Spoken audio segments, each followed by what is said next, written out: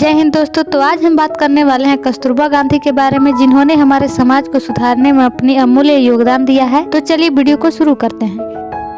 कस्तूरबा गांधी 11 अप्रैल सन 1869 में पोरबंदर के काठीवाड़ में एक व्यापारी के घर गोकुल दास कपाड़िया के यहाँ जन्मी थी। जब वे महज 13 साल की थी, उस दौरान उनके पिता ने प्रचलित बाल विवाह प्रथा के तहत उनका विवाह अपने सबसे अच्छे दोस्त करमचंद गांधी के बेटे और आजादी के महानायक कहलाने वाले महात्मा गांधी जी के साथ साल 1882 में कर दिया था। कस्तूरबा की शादी तो हो गई थी, लेकिन पढ़ाई लिखाई के नाम पर वे जीरो यानी कि अनपढ़ थी। उन्हें ठीक तरह से अक्षरों का ज्ञान तक नहीं था। दरअसल उस वक्त लड़कियों को पढ़ाने का चलन नहीं था। कस्तूरबा को शादी के बाद अपनी निरक्षरता को लेकर थोड़ा संघर्ष करना पड़ा। दरअसल महात्मा गांधी उनके अनपढ़ होने की वजह से उनसे खुश नहीं रहते थे और उन्हें ताने भी देते थे। यही नहीं, महात्मा गांधी को कस्तूरबा का ज्यादा सजना संवरना एवं घर से बाहर निकलना तक पसंद नहीं था। बापू ने उन पर शादी के बाद शुरुआती दिनों से ही उनके बाहर निकलने पर अंकुश लगाने की कोशिश की थी, लेकिन गांधी जी की इन सब बातों का कस्तूरबा पर ज्यादा कोई प्रभाव नहीं पड़ता था, बल्कि वे जहाँ जाना जरूरी समझती थी चली जाती थी। इस तरह बापू जी भी उन पर अंकुश लगाने में नाकामयाब रहे। लेकिन बाद में गांधी जी ने ही कस्तूरबा को पढ़ना लिखना सिखाया था, जिसके बाद उन्हें हिंदी और गुजराती का अच्छा ज्ञान हो गया था। हालांकि शादी के बाद घरेलू जिम्मेदारियों के बोझ के तले वे दब गई थी और ज्यादा नहीं पढ़ पाई थी। शादी के करीब 6 साल बाद सन 1888 में कस्तूरबा गांधी ने अपने सबसे बड़े बेटे हरिलाल को जन्म दिया। हालांकि इस दौरान गांधी जी अपनी लॉ की पढ़ाई के लिए लंदन गए हुए थे, जिसके चलते कस्तूरबा गांधी ने अकेले ही अपने बेटे की परवरिश की। इसके बाद जब गांधी जी भारत लौटे, तब 1892 में उन्हें मनीलाल नाम के पुत्र की प्राप्ति हुई। फिर इसके बाद महात्मा गांधी जी को अपनी वकालत की प्रैक्टिस के लिए दक्षिण अफ्रीका जाना पड़ा, लेकिन इस बार वे अपने साथ कस्तूरबा गांधी जी को भी ले गए। इस दौरान कस्तूरबा गांधी ने एक आदर्श पत्नी की तरह अपने पति का हर कदम पर साथ दिया। फिर इसके 5 साल बाद सन 1897 में कस्तूरबा गांधी ने अपने तीसरे बेटे रामदास को जन्म दिया और सन 1900 में कस्तूरबा गांधी ने अपनी चौथी संतान देवदास को जन्म दिया। दरअसल सन 1913 में जब कस्तूरबा गांधी ने निर्भीकता से दक्षिण अफ्रीका में भारतीय मजदूरों की स्थिति पर सवाल खड़े किए, तब उन्हें इसके लिए 3 महीने की कड़ी सजा के साथ जेल की सलाखों के पीछे बंद कर दिया गया। जेल की इस कड़ी सजा के दौरान अधिकारियों ने कस्तूरबा गांधी जी को डराने धमकाने की भी कोशिश की, लेकिन उनके दृढ़ स्वभाव के आगे अधिकारियों की सभी कोशिशें नाकाम साबित हुई। आइए अब हम जानेंगे कि कस्तूरबा गांधी का हमारे भारत की स्वतंत्रता आंदोलन में योगदान कैसे रहा। कस्तूरबा गांधी जी ने भी भारत की आजादी का सपना देखा था और इसी के चलते उन्होंने तमाम घरेलू जिम्मेदारियों के बावजूद भी महात्मा गांधी जी द्वारा पराधीनता की बेड़ियों से स्वाधीनता पाने के लिए चलाए गए आंदोलन में अपनी बढ़ चढ़कर भूमिका निभाई। वहीं स्वतंत्रता आंदोलन के दौरान जब गांधी जी जेल गए, कस्तूरबा गांधी ने अपने महान और नेतृत्व गुणों का परिचय दिया और लोगों को प्रोत्साहित करके उनके अंदर आजादी पाने की अलख जगाने का काम किया। वे भी गांधी जी के अहिंसक आंदोलन के दौरान उनके साथ जाती थी और लोगों को सफाई, शिक्षा और अनुशासन आदि के महत्व को समझाती थी। यही नहीं, उस दौरान जब महिलाओं को सिर्फ घर की 4 दीवारों में ही कैद रखा जाता था, उस दौर में कस्तूरबा गांधी महिलाओं को स्वतंत्रता आंदोलन में हिस्सा लेने के लिए उन्हें प्रोत्साहित करती थी। वे उतनी ही शिद्दत के साथ गांधी जी के सभी कामों में हाथ बटाती थी और स्वतंत्रता आंदोलन में भी वीरांगना की तरह लड़ती थी। साथ ही गांधी जी के आश्रमों की भी देखभाल करती थी और सत्याग्रहियों की सेवा भी पूरे मनोभाव से करती थी। इसी वजह से उन्हें लोग बा कहकर भी पुकारते थे। गांधी जी ने कस्तूरबा जी की कर्मठता से अत्यधिक प्रभावित हुए और फिर उन्होंने आजादी की लड़ाई में कस्तूरबा गांधी को महिलाओं की रोल मॉडल के तौर पर पेश किया,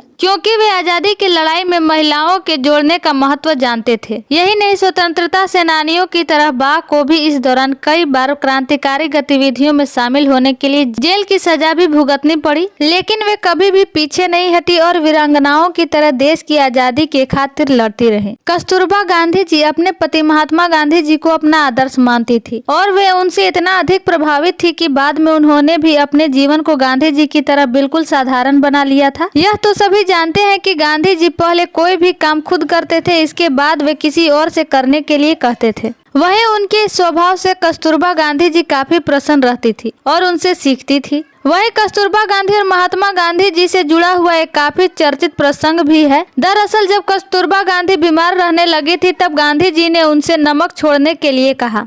इस बात को लेकर कस्तूरबा ने पहले तो नमक के बिना खाना बेस्वाद लगने का तर्क दिया, लेकिन जब गांधी जी को खुद उन्होंने नमक छोड़ते हुए देखा तो वे काफी प्रभावित हुई और उन्होंने नमक छोड़ दिया एवं अपना जीवन भी गांधी जी की तरह जीना शुरू कर दिया।